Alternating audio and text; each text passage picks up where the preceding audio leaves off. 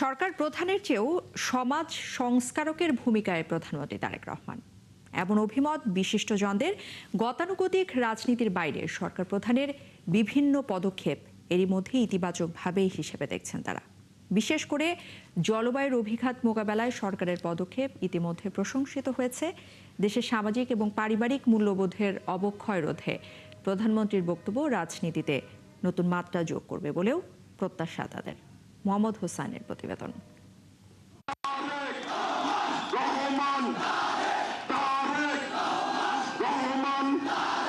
পরিবর্তনের অঙ্গীকারে দীর্ঘ 17 বছরের নির্বাসন শেষে দেশে ফেরেন তারেক রহমান।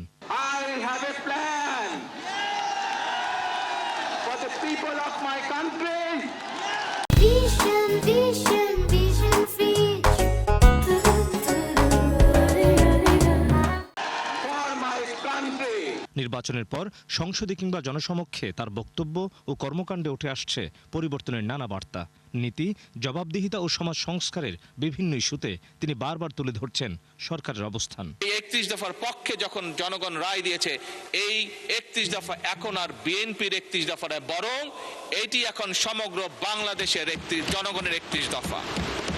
বুধবার সংসদে সমাপনী বাজেট বক্তব্যে অর্থনীতি, উন্নয়ন ও বিনিয়োগের পাশাপাশি ধর্মীয়, সামাজিক, সাংস্কৃতিক এবং পারিবারিক মূল্যবোধের বিষয়েও গুরুত্ব আরোপ করেন তারেক রহমান। জলবায়ু পরিবর্তনের অভিঘাত মোকাবেলা, পরিবেশ সংরক্ষণ ও অন্তর্ভুক্তিমূলক সমাজ গঠনের প্রতিশ্রুতিও তুলে ধরেন তিনি। আগামী 5 বছর স্বেচ্ছাশ্রম এবং সরকারি উদ্যোগে আমরা সারা দেশে 25 কোটি বৃক্ষরোপণ বা সবুজ কর্মসংস্থান সৃষ্টির কাজ আমরা হাতে নিয়েছি। আমাদের ধর্মীয়, সামাজিক, সংস্কৃতি এবং পারিবারিক মূল্যবোধের মনে হয় অবক্ষয় ঘটেছে কিছু। আমাদের এই মূল্যবোধকে ফিরিয়ে আনতে হবে, যে কোনো ভাবেই হোক না কেন। পারিবারিক যে মূল্যবোধ, সেটিকেও আমাদের ফিরিয়ে আনা অত্যন্ত জরুরি। মাননীয় স্পিকার, ঢাকা বিশ্ববিদ্যালয়ের উপাচার্য ABM ওবায়দুল ইসলাম বলছেন, সরকার পরিচালনার গণ্ডি ছাপিয়ে সমাজ সংস্কারকের ভূমিকায় প্রধানমন্ত্রী তারেক রহমান। তার নেয়া ছোট ছোট পদক্ষেপ অতীতের সরকার প্রধানদের থেকে তাকে আলাদা করছে। ইথিক্স আর মোরাল যদি নষ্ট হয়ে যায়, সেই জাতি খুব দ্রুত ধ্বংস হয়ে যায়।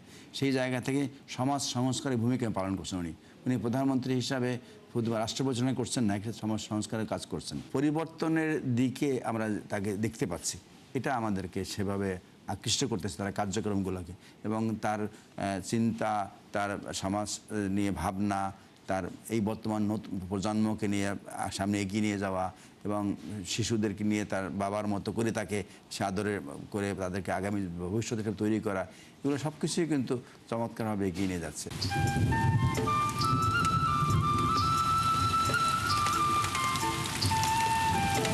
পরিবেশ সুরক্ষা এবং জলবায়ু পরিবর্তনের ঝুঁকি মোকাবেলায় তারেক রহমানের পরিকল্পনা এবং অঙ্গীকার ইতিবাচক হিসেবে দেখছেন পরিবেশবিদেরাও।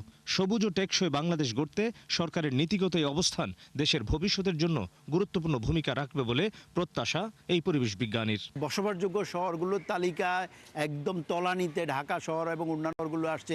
এরকম একটা ক্রান্তিকালে একজন রাষ্ট্রপ্রধান যখন ঘোষণা করেন যে পরিবেশের বিষয়ে জিরো টলারেন্স, গাছ কাটার বিরুদ্ধে উনি শক্তিশালী অবস্থান নিচ্ছেন, গাছ লাগানোর পক্ষে বাজেটের ভীষণ গুরুত্ব দিচ্ছেন, বন্যপ্রাণী সংরক্ষণের জন্য উনি নিজে মাঠে যাচ্ছেন, এগুলো খুব স্ট্রং একটা বার্তা দেয় যে পরিবেশ নিয়ে যারা কাজ করেন তারা এখন একদম বলা যায় যে সর্বোচ্চ আশার জায়গাতে আছেন বাংলাদেশে, যে এই সরকারের দ্বারাই খালগুলো পুনরুদ্ধার হবে।